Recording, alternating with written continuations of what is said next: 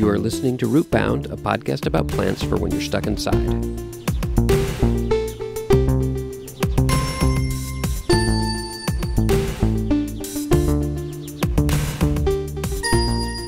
Rootbound is brought to you by Scarlet Begonias.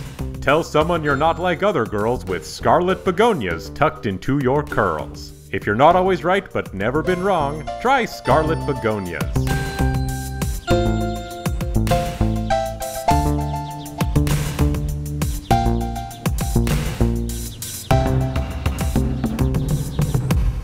Hello, my name is Steve, and thank you for listening to another episode of Rootbound. You know, I was having the thought that probably not everyone listening knows the definition of the word rootbound, so I thought I would read the definition here from Merriam-Webster.com, and that is, especially of a potted plant, having roots formed into a dense, tangled mass that encircles the inside of a container and that allows little or no space for further growth.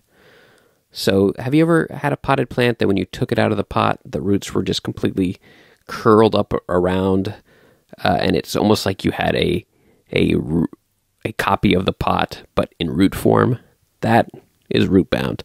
And if you have a rootbound plant, you need to give it more space. You need to give it a bigger pot, or you need to put it into the ground. But the problem is you can't just put it in the bigger space. You also have to free the roots up. You gotta, get in there and work them out and pull them apart from each other so the roots are free. And that way the plant can actually start spreading its roots and growing and becoming the plant that it wants to be. And so that's what rootbound means. And I chose the name rootbound because of that joke of being stuck inside, and a plant is stuck inside. And this is a show about plants for when you're stuck inside, so I thought rootbound would be appropriate. So anyway, that's the definition of rootbound, if you didn't know, and that's the name of the show. And for those of you who might be new listeners, I'll talk a little bit about how rootbound works. How it works is, after I give my intro here, like this, I bring on a guest, and that guest tells me something about a plant that is meaningful to them, and then I tell them about a plant that is meaningful to me, and through that process, we all learn more about plants and learn more about each other. So, it's that time to talk to our guest. Here he comes. Regarding the practices of his art, he should know all the vulnerary herbs. He should know all the tissue-forming remedies. He should know all the essences. So my guest on this episode of Rootbound is my friend Dave. Hey, Dave. Hey, Steve, how are you? Pretty good. Do you have a plant you want to share with me? Yes, I do. I want to share the plant that I chose today is lavender, which is the genus Lavandula, of which there are 47 variants. Oh, wow. That is, that is my plant of choice today. Very good. And did you choose a specific species from the genus Lavandula, or are we talking about the genus altogether? Basically, they say 47, but actually what I found is a little inconsistent, that there's a couple of other websites and a lot of other things that say there are 12, and then there are 47, and then there are 24. Like, the numbers seem to be all over the place. But like the main kinds that are really like the most famous would be the English lavender, or the Lavandula angustifolia. Okay. My Latin is, I took 1 or 2 quarters of Latin, so my Latin is not great. You might be the best on this episode. You might be the best Latin speaker on this podcast so far, though. So, and I'm using the V instead of the W. I don't know if you know about the W versus V Latin pronunciation. Yes, I did know that. I actually spent a lot of time researching which one I should do, and I decided I'm just going to go with the V. I don't know. So what was the word again? Lavandula, but you would actually want to say Lawandula? Yes, Lawandula. And then, lavender actually would be Lawandura. So, Lawandura. Like Lawandura. Yeah. Okay. Yeah. And so, and that comes from like Lawandura actually means to wash.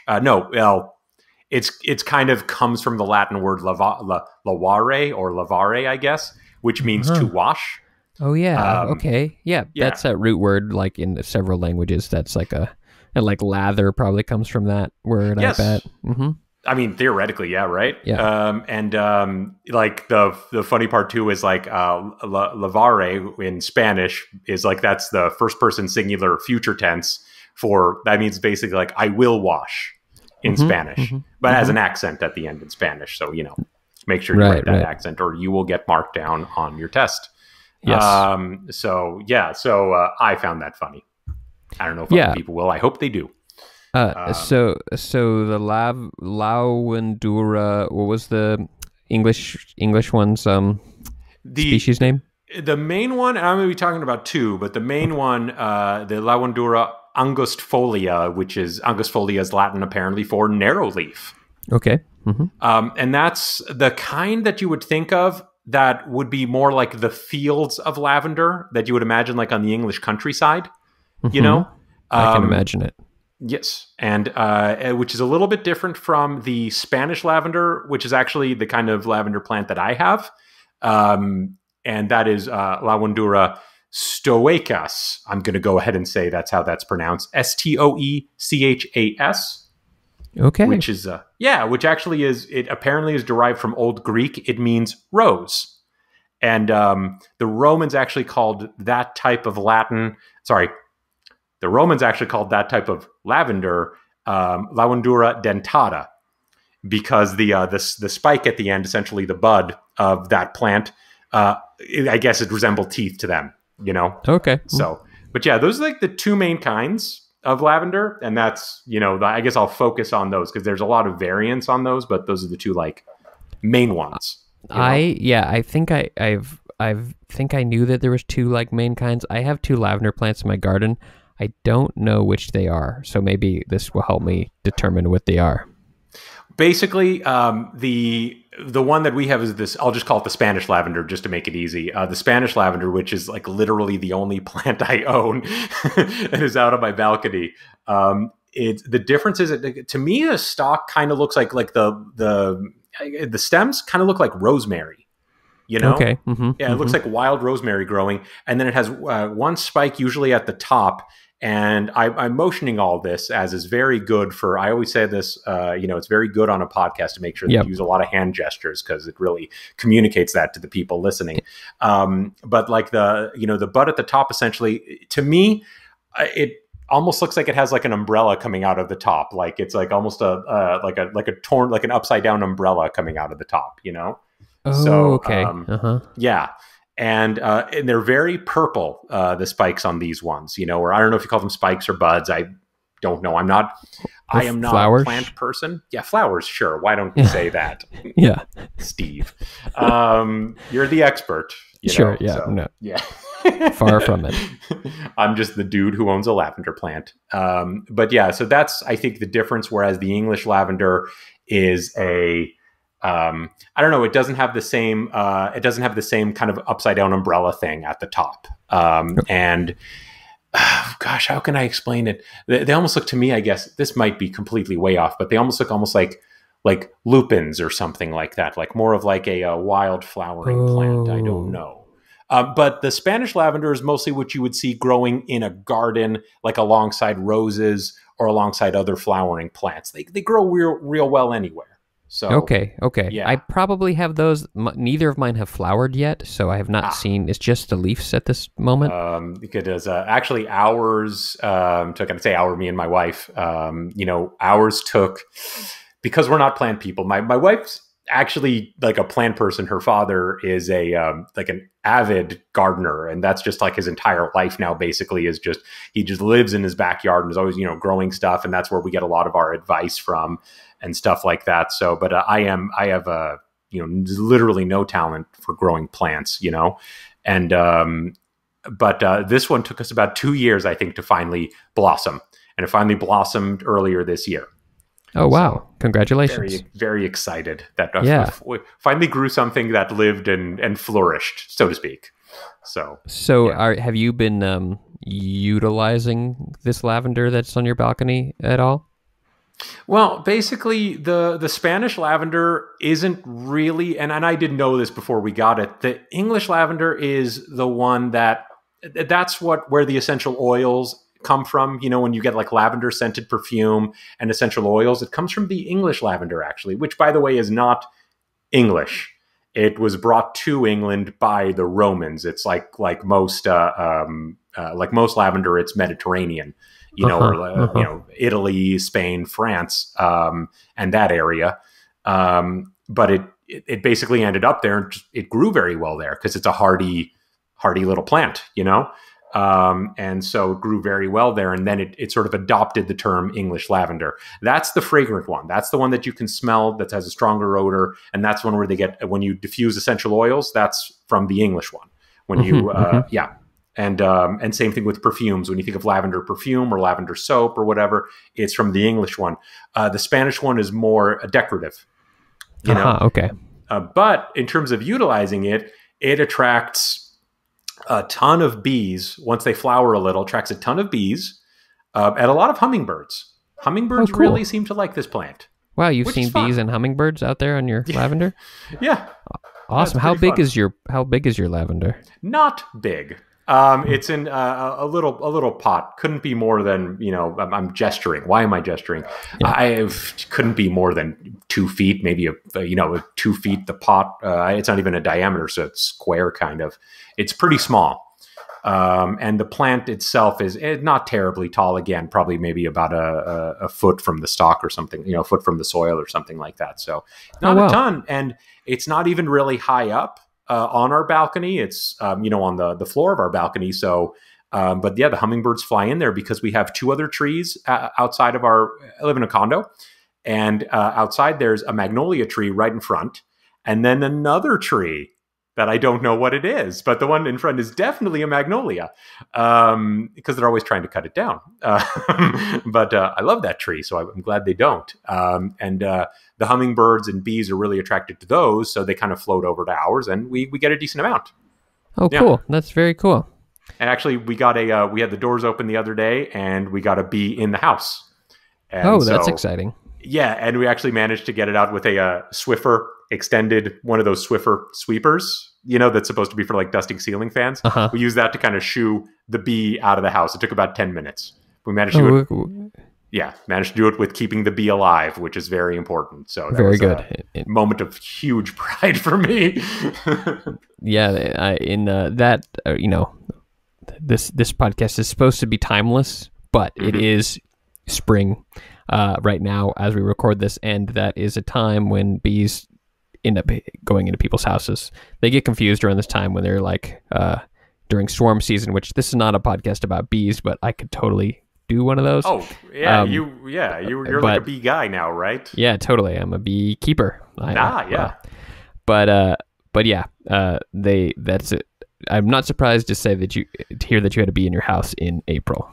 Yeah, and we have a French door and we have no screens, so it's just, we've actually had a bird come into our house before, which is pretty amazing. He flew right out, he or she, whatever the case may be, just flew right out. And I was really happy to see the bee was really struggling. It was like banging against one of our other windows, and it was really hot. It was like 85, 90 degrees the other day when this thing was in there, so it must have been like a magnifying glass on it, and it seemed like it was just losing it, and it was just crawling around on the windowsill, just completely discombobulated. And we managed to shoo it out with a little tough love, kind of scooped it out. And once it flew out the window, finally, it just soared. I mean, I don't think I've ever seen a bee get that kind of altitude before. I mean, it really just cleared the trees and disappeared into the horizon. It was absolutely amazing. We're off topic on bees now, which is fine. Yes. So I have to tell you about a concept called the beeline. To make a beeline? Yes. That actually comes from bees, because bees, when they are ready to fly home, they will always fly in the most direct line to where their hive is. So that's what happened there. Yep, it made a beeline for home. You know what else I like about bees is... Welcome to Beebound, a podcast about bees. No. Yes. So lavender. Bee bounce not bad. Yeah. Lavender, well, that's actually the reason I chose lavender was when you suggested I choose a plant for this podcast. I was just thinking like, right now that's the only plant we have, which is not true, by the way. Actually, I just realized we have an orchid as well in our kitchen. But Don't ask me about it because I didn't do any research on orchids. Sure. Okay, great. All right.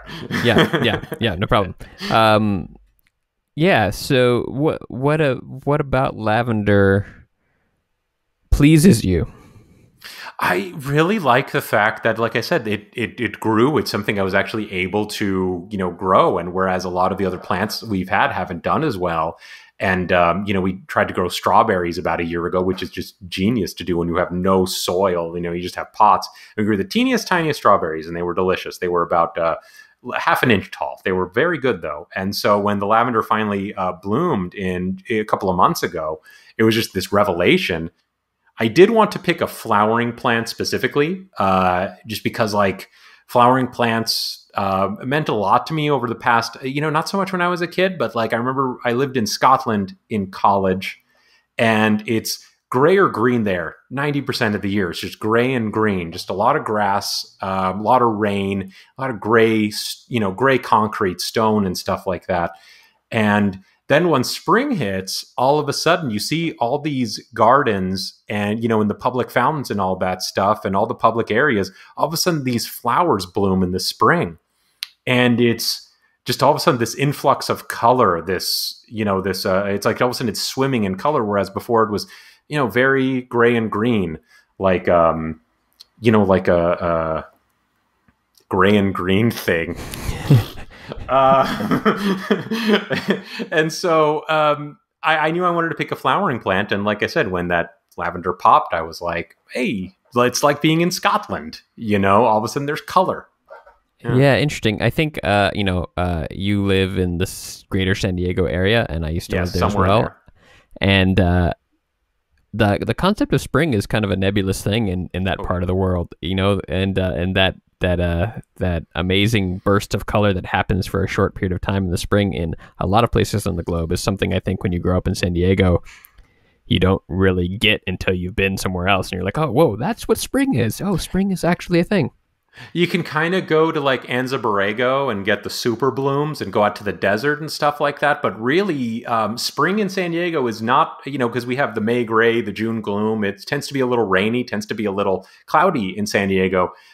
San Diego's got probably the greatest on average weather in the world, probably. But spring is that's not the most beautiful time. Spring in a lot of other places is a lot more appealing because I'm also originally I was born in Montreal, and that's another place too. In spring, it's amazing.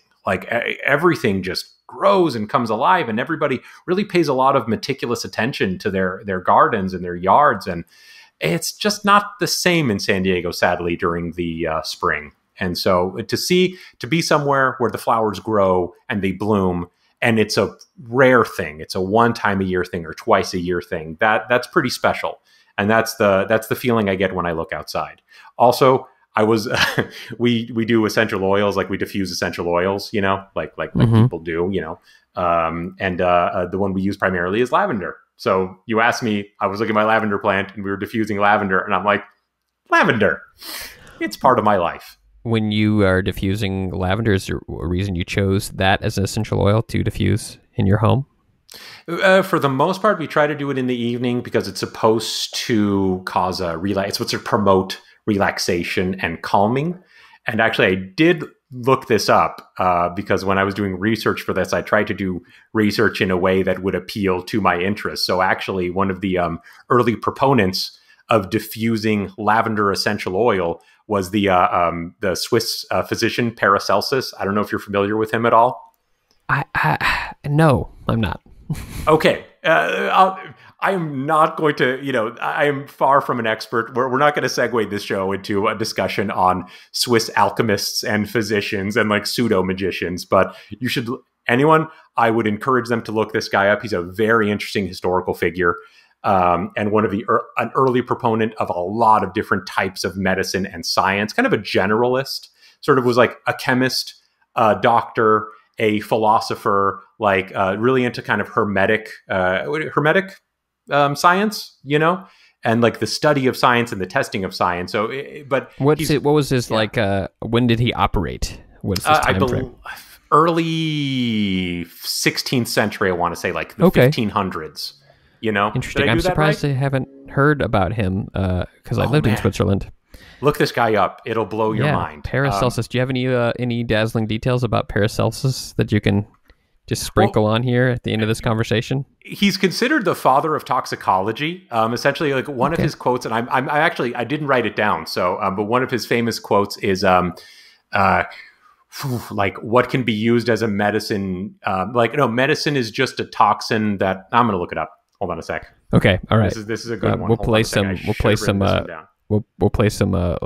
hold music right now. Yeah.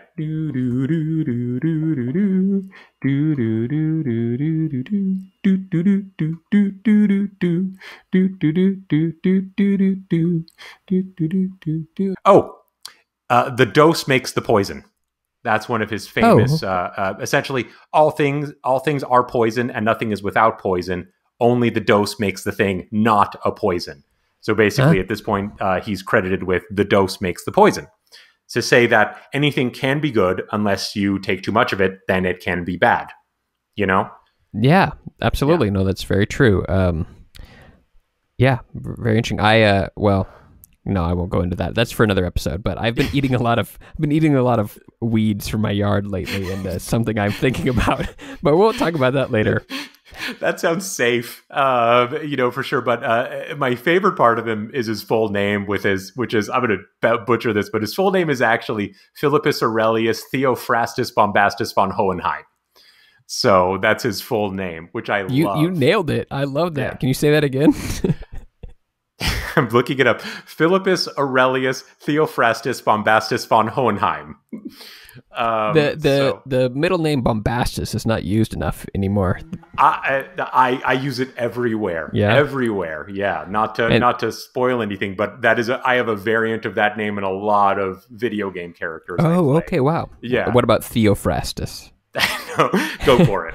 Yeah, good. Go for it. Fair. So anyways, what were we saying about Paracelsus? Oh, yes, he was one of the early, and I actually have, he would have been born in 1494, passed away in 1541 in, you may know this area, but it would be Einselden,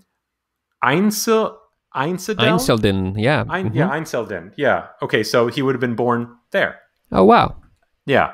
But yeah, his fascinating character, and actually he was recently, here on the Paracelsus podcast, we talk Paracelsus. He was recently played in the TV show Warehouse 13. I don't know if you've ever seen that show. Anyway, there's a TV show called Warehouse 13, and he was played by Anthony Stewart Head, Giles from Buffy the Vampire Slayer. He was played by him in that show. Okay, Giles, the Buffy's teacher from Buffy the Vampire Slayer. Anyway, so he apparently recommended back in the day diffusing the oil of lavender with filtered water in order to, as a sedative. It was basically when steam distillation was developed in that era, and it was used to calm excited children. So that's what he recommended its use for. Yeah. Very good. Well, I'm glad that you excited children can calm yourselves every evening. It's very important for me to not be an excited child in the evening. Yeah. Yes. That is of the utmost. But yeah, so that's what we use that for, is to promote relaxation. So yeah. When things are excitable in the evening. Don't use too much of that stuff. No. Because it can be poison, as Paracelsus once said. There is an arcanum, or virtue, for each thing. The art of the doctor is in the arcana. The proper dosis makes the difference between a poison and an arcanum. Well, thanks for telling me about lavender, Dave. Do you mind if I share a plant with you? That's why I'm here, really. The lavender thing was just like it was like a way to get in, you know what I mean? Oh, okay. So I get the password at the door. So yeah. Well, this plant I want to tell you about is a plant that I only learned of its existence maybe about a year ago, but now I have integrated it into my daily life. Okay. I'm going to start with the Latin name, and you can maybe tell me what you know seeing as we learned that you have 2 years of Latin experience. Two quarters. Sorry, 2 quarters of Latin experience. Tell me what you think this name means. The name is Ilex vomitoria.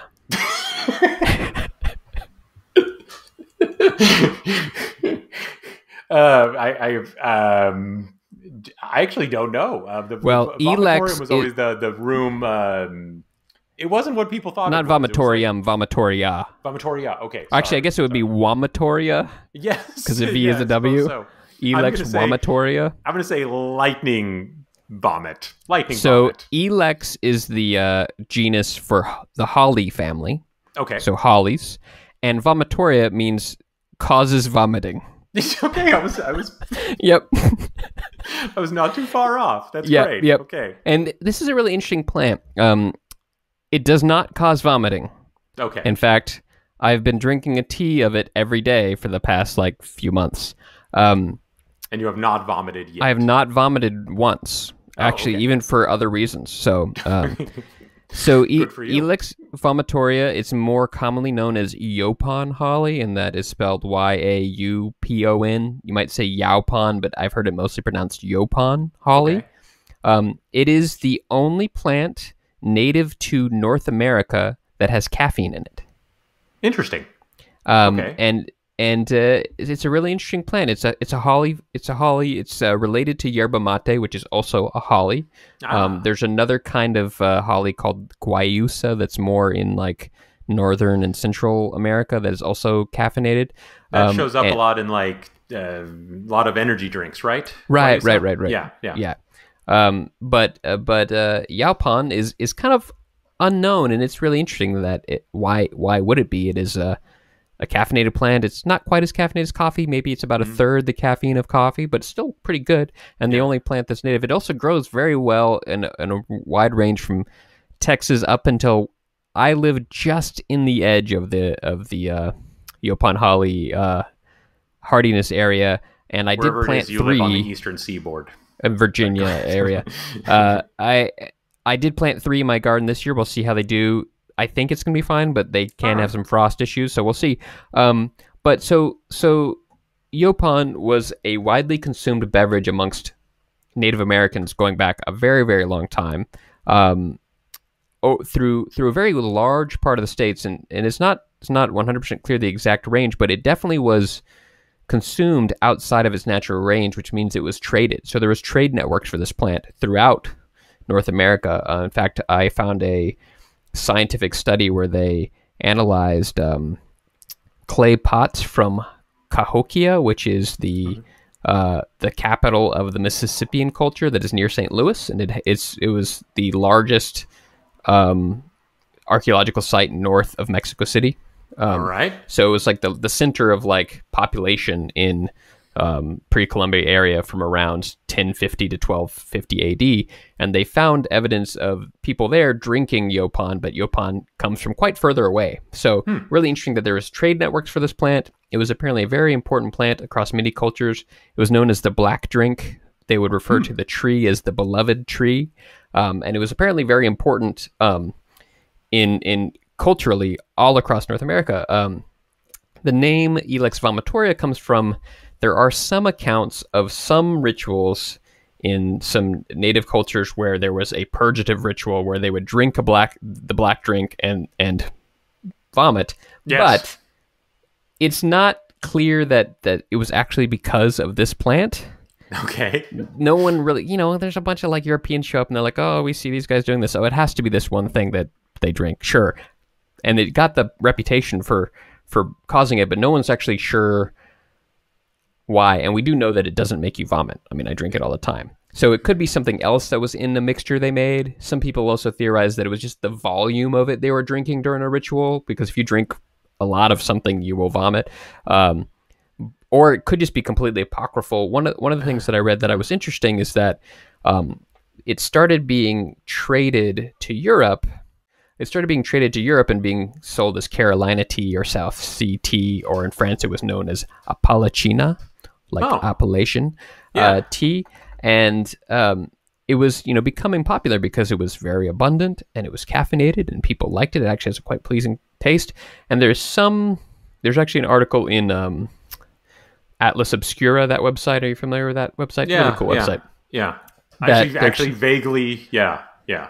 They're mentioning that the William Ayton, who is the director of Kew Gardens, who named it Ilex vomitoria, they imply they're like in the article, like there's no smoking gun, but it seems strange that he would have called it this, even though documentation of the time was clear that it didn't cause vomiting even then.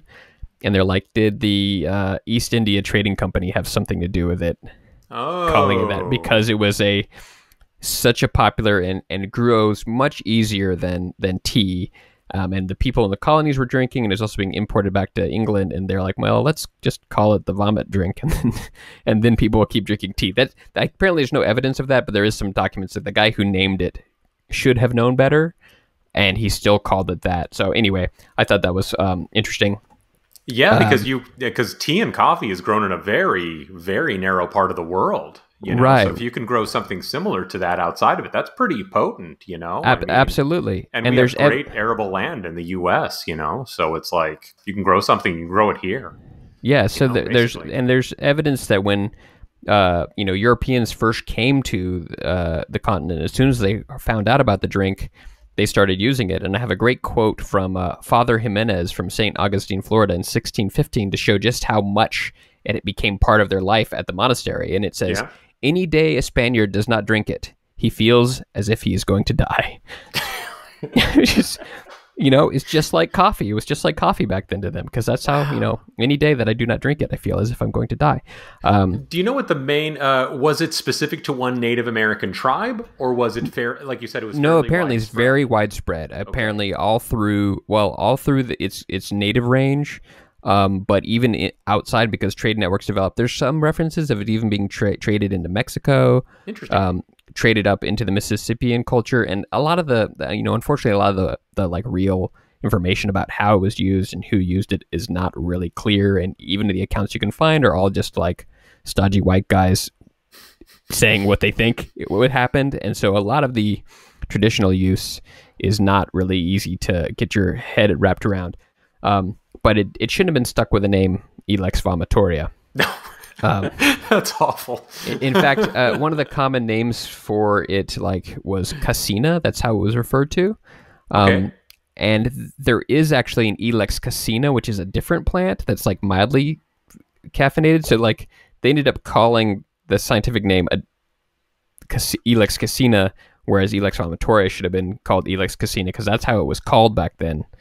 It was called cassina, but they decided to call it Ilex vomitoria, and then they gave the cassina to a different plant. If there's one thing I've discovered, even from listening to your show too, is a lot of the time the names make no sense, and even sometimes it's almost like they're ironic, or opposite, saying, Little John, and from Robin Hood, he was actually a big guy, so it's just sort of funny, like how that works out. I'm going to take it like that. I'm going to start thinking that Ilex vomitoria was just ironic, and it's like, it was like calling a fat guy tiny. It's like, oh yeah, that's the vomit drink. It doesn't make you vomit at all. There you go. Yeah. So interestingly, though, it did have popularity in the U.S. at a few different times in history. During the pre-Civil War, it was quite popular amongst poorer people, and because it was so common, and because of that, it became déclassé amongst the rich people, because it was too common. They would prefer to import their coffee and their tea, which was more expensive, because when you're rich, you don't want to just drink what all the poor people are having. Until it had 100 years later, right? Then it becomes the rich people food. Totally. So it had a resurgence during the Civil War amongst soldiers, because coffee was hard to find, so they were drinking a lot. But then I guess after the Civil War, it started being associated with the pain of the Civil War, and so it fell out of fashion. When coffee started becoming available again, they're like, we don't want to drink this thing we're drinking out there. So it kind of has died away. I guess there's some evidence that it was also got a little bit more popularity during World War II in some places in the South, when people couldn't get coffee, but there's a bush in your backyard, but then you can make it. But it's starting to get a little bit of resurgence now. And so when I learned about it a year ago, I was like, I want some. So I bought some online. There's a few different places where it's people who are harvesting it. And most of the places that do it have found these areas where it's growing wild. and it can be sustainably harvested from the wild. So it's not replacing, it's not replacing natural land with a monoculture of something like tea or coffee. It's growing wild within its native habitat, and it's quite abundant. It's just the leaves. It's not like it's the berry. So it's quite easy to harvest and easy to do it sustainably, which is pretty cool. Yeah. So that's why I planted some of my own, because someday hopefully I'll have my own personal supply of caffeine. One thing that's really interesting about it, in certain places, particularly I think in Florida and Georgia and things like that, it's our super common landscaping shrub. Interesting. So it's apparently everywhere, and it's kind of ironic that, and they mentioned this in the Obscura article, that people will be walking to their coffee shop by this row and row of plants that are just free caffeine there for you. But it's now we just think of it as a decorative plant and have forgotten its use. That's a pretty frequent thing, is forgetting what these plants were originally used for. That's a pretty frequent thing. I think that it's one thing that I've always been a supporter of, is kind of looking back to the history of what alchemists, herbalists, and doctors used. And lavender I talked about earlier, not to go back to it, but it was at a lot of different times used in medicine. It was used to dress wounds and to clean wounds and stuff like that in Roman times, and even during World War II. So I feel like there's because science right now is so good at doing things, at healing and at fixing things, we're forgetting some of those old cures that maybe are a little bit more gentle, and maybe there's a lot of validity to those old wives' tales and stuff like that. Yeah. So, and there's just this whole interesting thing here where it's the market pressures of a capitalist system that's based on importing and exporting from a new continent. You don't make money by exporting a thing that is super, super common, right? Yeah, that's true. And so tea and coffee and sugarcane and various things, tobacco, things became more important because they're a bit more rare. And this plant was just kind of lost, even though it was kind of it was the sole source of caffeine for this whole continent for a very, very long time. And now everyone who lives on this continent, most people don't even know what it is. So I thought that was I've never heard of it. Never. You should get some. It's very tasty. The most common preparation is they take the leaves and they're toasted, so it's like roasty flavor, and you brew it just like tea. It doesn't have any of the bitterness of yerba mate, which is really nice. I'm okay with the yerba mate, but it's a little bit too bitter for me. This is very smooth, particularly when it's roasted, is the traditional way to do it. And the cool thing is, even though it is about the third of caffeine of coffee, I generally will use the same leaves 3 times, and it actually, the third cup is a little bit weaker. The first 2 cups are pretty good though, and so drink 3 times the volume, and I'm getting probably about the same as a cup of coffee, but doing it over a longer period of day. So my ritual now is I have coffee in the morning, but then the rest of the day I'm drinking Yaupon. So that's what I'm doing. So that's really cool. I always thought coffee caught on in the U.S. because it was just everything in a lot of early U.S. Culture and society seemed to just be be anti-British. So I always kind of felt like us being so into coffee instead of tea had a lot to do with being, no, we're America. We drink coffee, not tea. Well, we're going to drop those U's out of our language. We're American. But of course we won't drink the thing that's actually native to where we're from. No, that's for you poor people. Well, we still have barons to make happy. I mean, really, it's going to be capitalist, right? I'm going to check that out. So it's fairly easy to find, or you find it there's online? There's a handful. There's a handful of companies who are selling it. I haven't seen it in a store anywhere yet. I've heard that's starting to happen, but there's a handful of companies. If you just search for Yaupon tea, there's a handful of companies selling it online, and each one has their own little story about how they get it and their process. And so you can find ones where they've mixed it with other flavors and they've gotten more fancy. So it's available, but I wouldn't be surprised if it started showing up in some stores and cafes now, because it's quite good. And it's, I think the businesses are doing it. It's relatively cheap, but, I think their markup is decent. I think it's a good little business, and it's sustainable, it's sustainable because you can harvest it without damaging the landscape, but you also don't have to import something from thousands of miles away and have the whole like carbon footprint of importing coffee from really far away. So I'm not planning on stopping drinking coffee because I love coffee, but I am reducing my coffee to something that is, more locally adjusted, and I really like it. It's really nice. I can't wait for, I've only been really drinking it for the last few months, but apparently I tested this once, but it does apparently make a very nice iced tea. So I'm going to be doing that this summer when it gets really stupid hot like it does here in Northern Virginia. I'm going to be making some good iced tea from it. So that's also my plan. Paracelsus achieves a great insight. He understands now that man and the universe were chemically related. Man derives from matter, and matter is the universe. When a man eats bread, he eats the stars. Man is the stars. Thanks, Paracelsus. I completely agree.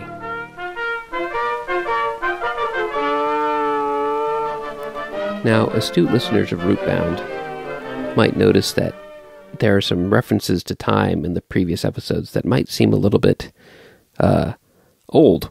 And well, that's because I recorded the majority of these interviews in April and May of 2020. As I'm recording this now, it's early 2022, so nearly 2 years ago I recorded this stuff, and I'm putting it out here, and I wanted to address that. I wanted to address something that I've had the thought about this show, which is I'm trying not to make overt references to time, except for right now, because I want the show to be evergreen, so to speak. Plant pun. But since those previous interviews recorded so long ago, and now we're moving into a new era of Rootbound, I thought it'd be a nice point to kind of mark that in the sand, and acknowledge the kind of difference in the production between then and now. But going forward, the interviews will be much more timely. But yeah, why did it take me 2 years to publish these interviews? I don't know. Maybe this podcast got a little Rootbound on its own, but now I feel the show has been moved to a larger container. The roots have been spread out, and the podcast can become the show that it wants to be. So, thank you for being with me for these last 5 episodes. We've got new episodes coming up, being recorded, and going to be put out about weekly, is what I say. And yeah, thank you for joining me on this Rootbound adventure. My guest on today's episode of Rootbound was David Lonnie. David is a voice actor and the man behind the fake ads you hear at the top of every episode. Rootbound is hosted by this guy right here, Steve Allington. Music by Christian Kriegescota. Fake ads, as I said, by Dave Lenny, that guy. Rootbound is a podcast about plants for when you're stuck inside. And hopefully we're not always stuck inside. Hopefully we have a chance to spread our roots a little bit every now and then. But if you can't, keep coming back. Listen to the podcast. We really appreciate you. Try Scarlet Begonias. Buy now and get a touch of the blues at no extra charge. This is an offer that you'd have to learn the hard way to let pass by.